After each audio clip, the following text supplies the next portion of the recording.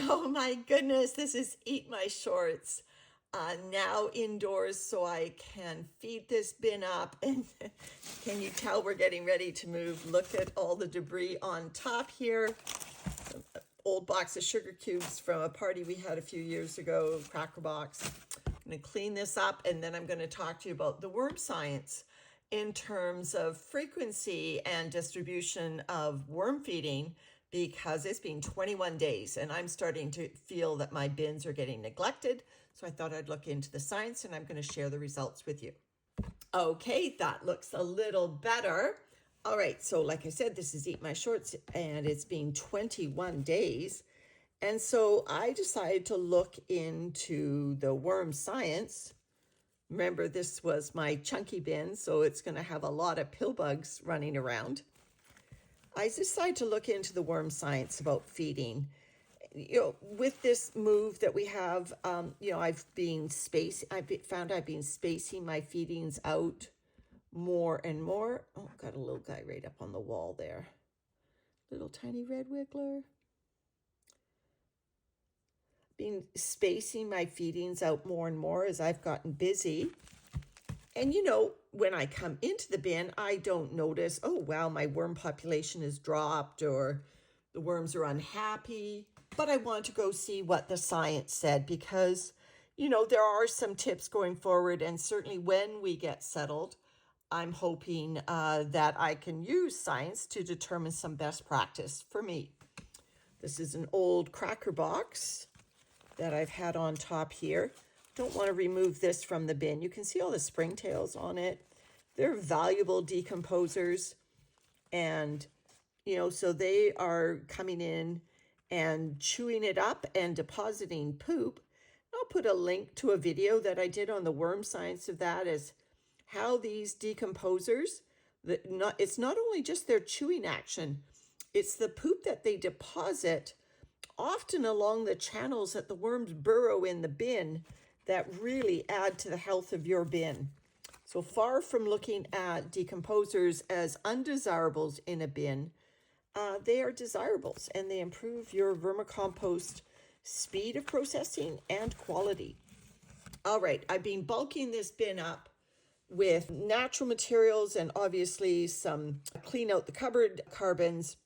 And so it's an untidy bin, and I'm bulking it up so that these worms can survive these extended absences. We all have these key challenges when we are, maintaining our bins. These are geranium stems that I noted last time. The microbes have turned the stems orange, which I think is fascinating. So we have these challenges: is what is the optimal approach to feeding, including how often we should add food. We know we like to bury it so that we can keep it away from inquiring fungus gnats and fruit flies. But are there any other tips with regard to spreading out a feeding in a worm bin? So both overfeeding as well as improper distribution in a bin of the food can lead to anaerobic conditions.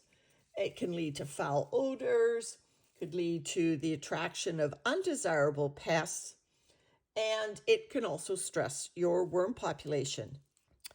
All right, so I'm just going to do a bin stir like I did last time as I talked to you about the worm science. So I'm going to be looking at the health and success, the health of the worms and the success of reproduction in the worm science this time around. And so, as you know, the health and the reproductive success of worms are influenced by many factors, including the frequency and types of feeding. The feeding practices will affect worm health, which refers to, their growth, their survival, how long they live, and their activity, their behavior. And it also affects worm reproduction. Look at the corn husks still sticking around. So reproductive refers to things like how many cocoons do they produce? How many hatchlings or wisps come out of each cocoon? And how does the population generally grow over time? Boy, this is still a chunky bin. It's going to take a while to go through chunks of wood this big. But if you look carefully, right there, there's a wisp right on the surface. Interesting.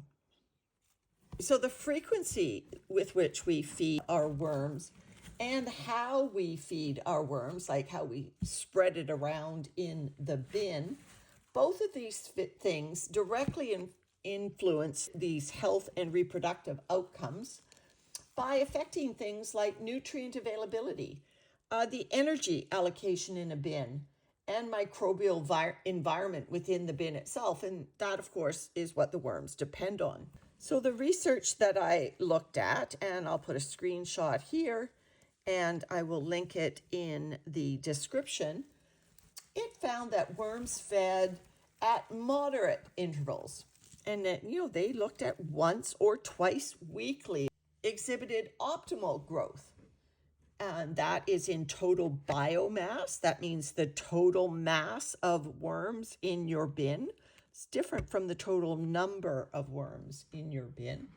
Look at the compaction I've got going down the bottom here. Wow. This is good that I'm in here and loosening it up. So it affected the total biomass of the worm population in an optimal way compared to worm bins fed more frequently, something like daily, or what I typically do, less frequently, which they defined as every 2 weeks or more.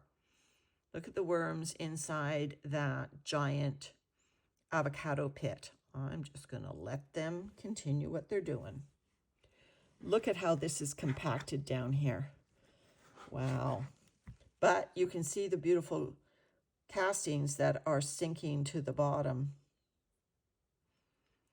And sticking to my fingers show that I've got quite on the high end of moisture in this bin. Not too moist, but on the high end. So overfeeding, not only can it lead to anaerobic conditions, but it can also lead to excessive moisture. So you wouldn't have this lovely fluffy nature if you overfed a bin. It can also result in the bin conditions becoming too acidic. As bacterial foods decompose, they tend to decrease the pH, making it more acidic. So the more of those foods that you feed, the more acidic your bin conditions are going to become. Those conditions then they can stress the worms. So, the optimal range for red wigglers is in a neutral to slightly acidic pH. In fact, if you look at my worm science video on worm growth and reproduction, worms like to push that envelope of going towards acidic foods in the bin. But if the bin becomes too acidic, then your mortality rate of worms is going to greatly increase. So how do you know your worms are stressed? Well, when worms get stressed, their feeding activity will decrease, as noted by the researchers, which of course will cause them to become nutrient deficient, meaning they will actually lose weight and they will behave in a sluggish manner. Now, temperature is also going to affect the behavior of your worms. They're going to be less active at cooler temperatures. And red wigglers are always pretty chill. But, certainly as you come to know what normal behavior is, you might then be able to note sluggish behavior as a sign of nutrient deficiency in your worms. You're simply not feeding them often enough.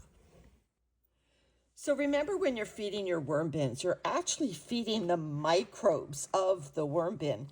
And one of the research studies that I looked at was by a researcher that I've talked about before, Dominguez.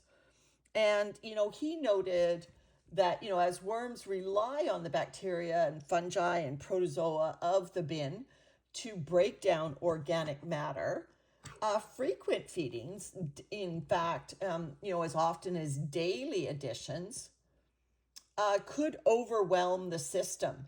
Now, this is something, it could lead to those anaerobic pockets that I talked about, but it also could deplete the oxygen in the bin overall, because remember that, when you increase the number of bacteria, fungi, and protozoa in a bin, they are also oxygen consumers.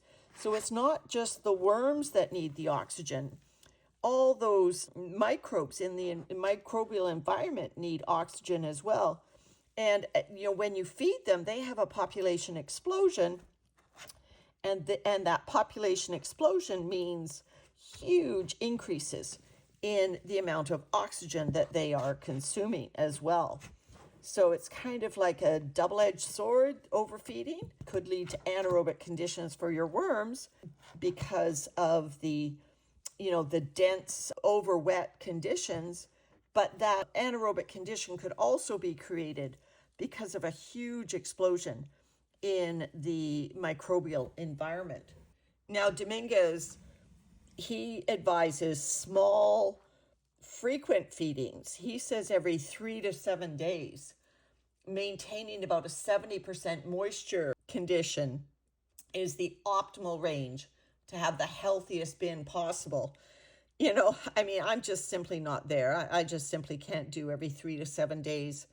Hopefully when we get settled, I might be able to do once a week, but I'm not going to be able to achieve that recommendation by the researchers. They obviously have different ability to maintain their bins than I do. The researchers also note that with feeding, just what I'm doing right now, often comes ventilation. So here I am, fluffing a bin, and look at the beautiful fluffy air pockets that creates. And that also is conducive to maintaining the health of a bin. So small 3 to 7 day feedings with a light fluffing is what they are recommending. Now, this is for Eisenia fetida. There are some worms like European night crawlers, and I did not look at that research, and I apologize that this is all Eisenia fetida research.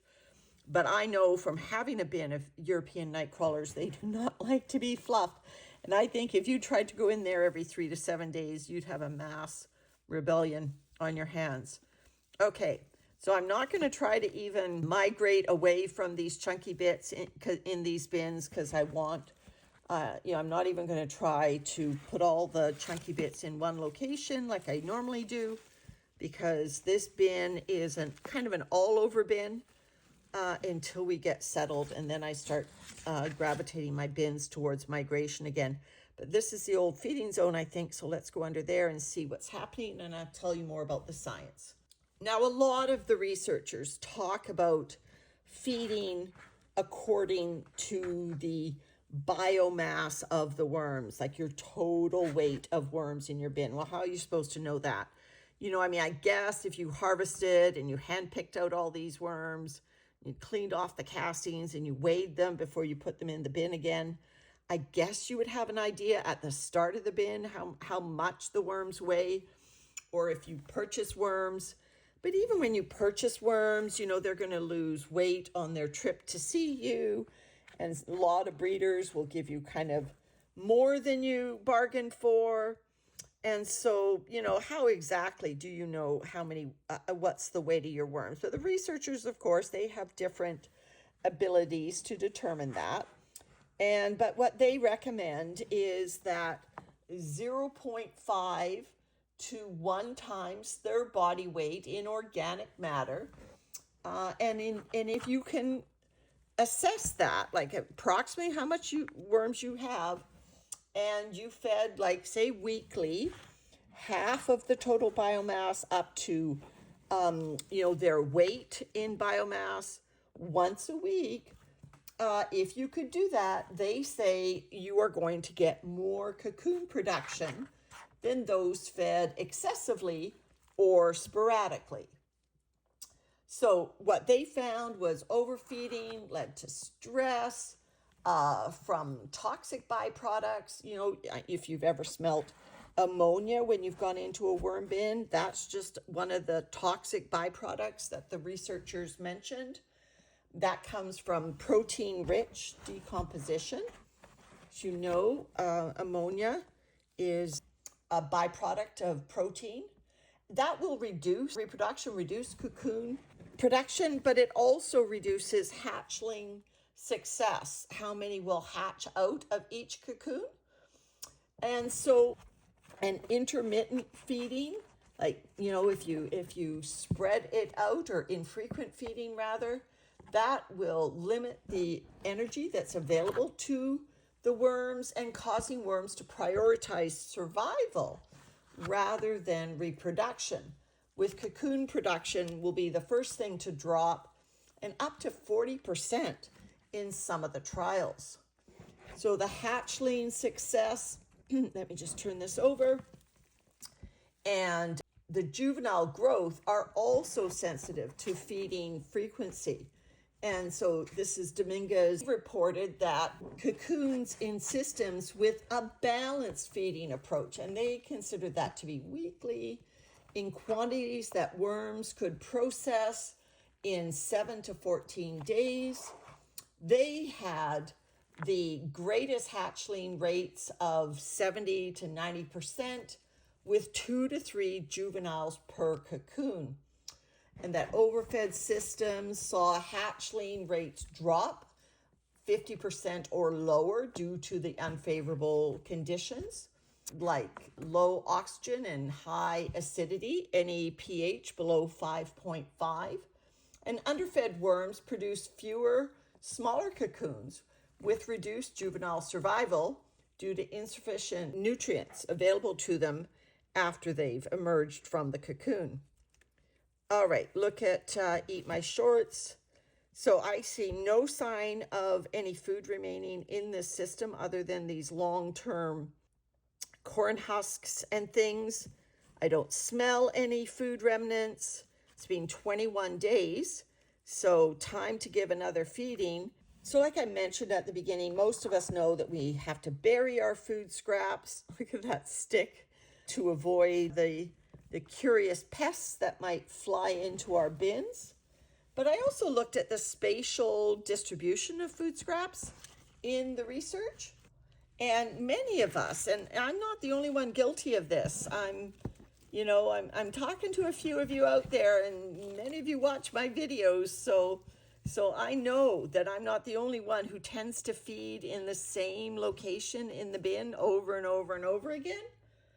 Well, the researchers said feeding in different locations each time will avoid concentrating the organic matter in one area, and which could lead to an overfeeding situation, or it could lead to compaction.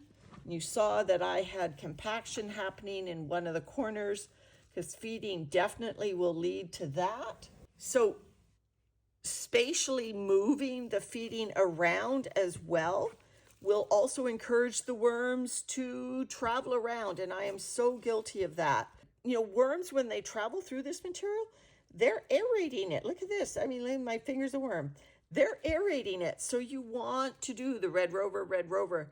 You want to do, it doesn't have to be pockets in each corner, but if that helps you remember, go for it.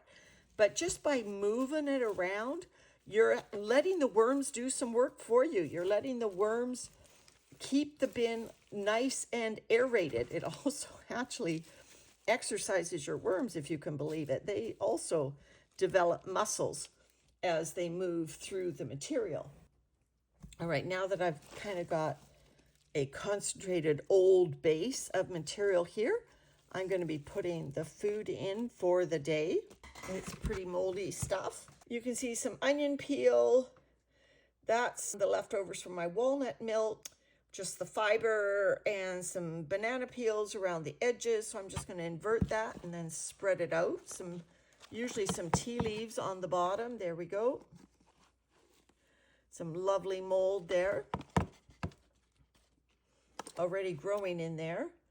I'll just take a stick or something and loosen this up off the bottom. There we go. Those are my loose, I use loose tea. There we go. Got some sweet potato ends, some more tea leaves from this morning. I did put them in the freezer and they are going in frozen. And a pH buffer and grit. So one caution about all of this, and I'm just going to spread this food out to avoid anaerobic conditions. So one caution about all this is bin size. The smaller your bin, the greater potential for error with regard to over or underfeeding, and even a spatial error. Feeding, you can't really spread the feedings out when you're in a really, really tiny bin. So you might create overheating or anaerobic conditions, and the worms have nowhere to escape. Just put some new carbon in as I just finish up our worm science. So the best thing to do is always to monitor the feeding if you're at all unsure about whether you have over or underfed. A little bit of a haircut. That's a toothpick. I'm not going to put that toothpick in. It's got a little bit of plastic on the end of it. I've got a sugar box. It's got sugar in it, so I thought the worms might enjoy that. Some sweet cardboard. So monitoring, especially if you have a smaller bin. I know when I have Gilligan up and running, my huge converted paddling pool, worm bin, very forgiving because of the large volume of that bin versus something like Gus or Cinderella that are much smaller in volume. They're the ones who dried out when I went away for a 3-week vacation and inadvertently left them on my freezer. And the freezer compressor fan was circulating up and drying them out. So the size of your bin is going to determine how extensively you have to monitor and probably how conservatively you might want to feed them to make sure that you're not getting into an over or an underfeeding situation, which you can also help offset over underfeeding by looking at your food particle size. Like you'll notice, like this onion skin is going to be around a while, but something that's being pulverized, and I don't want to dig down, but the pulverized parts of those food scraps are going to go more quickly. So even though you might think that you fed enough, have you fed food that is easily, readily available to the worms, or are you underfeeding them because your food is not going to be available for quite a while? Remember, the microbes have to attack the food first and turn it into a slushy, gooey, soft material that the worms can then suck into their mouths before they can get any of the goodness from the material. My apologies for my hand there. All right, that's not great carbon, but I went out to my leaf bin and I couldn't get at it. So the worms are going to have to put up with some packing paper and food boxes. I'm going to give a tiny bit more carbon. There we go. I don't know if I'm going to be able to pull any of this material over it. We'll see. So my takeaway from the worm science is always look at your specific bin conditions, temperature, moisture of your material. Remember, when you talk temperature, it's the temperature of your bin contents that the researchers are talking about. Expect the worms to get more sluggish at sort of the 10 to 13 degree, which is 50 to 55 degree Fahrenheit range. I'm not going to be able to bury all this. Expect them to get more sluggish, which means they're not going to eat as much. At lower end of the range, they're going to eat more. At the upper ends of the ranges, They're going to be more active depending on the temperature, so that's going to affect your feeding frequency as well, and your feeding expectations from the worms. So I've been feeding probably less frequently than I should, especially now that we are into summer conditions, and to the extent that some of these bins are now indoors again, their temperature is definitely at the stage where, these worms are remaining, well, these guys aren't remaining active, but they are active. And I thought I just scooped up a cocoon there. So they are breeding. So so always monitor your bin conditions and then use the science to help inform you about how you can perhaps optimize your worm health and reproductive success by maybe monitoring your feeding frequency a little bit, trying out some of the ideas from the research, and also the spatial distribution of your food in your worm bin. All right, everyone, this is the last video from Eat My Shorts in our current home. It's going to be bye from me and Eat My Shorts, and we'll see you when we are settled in our new place. Thanks for watching. Bye for now.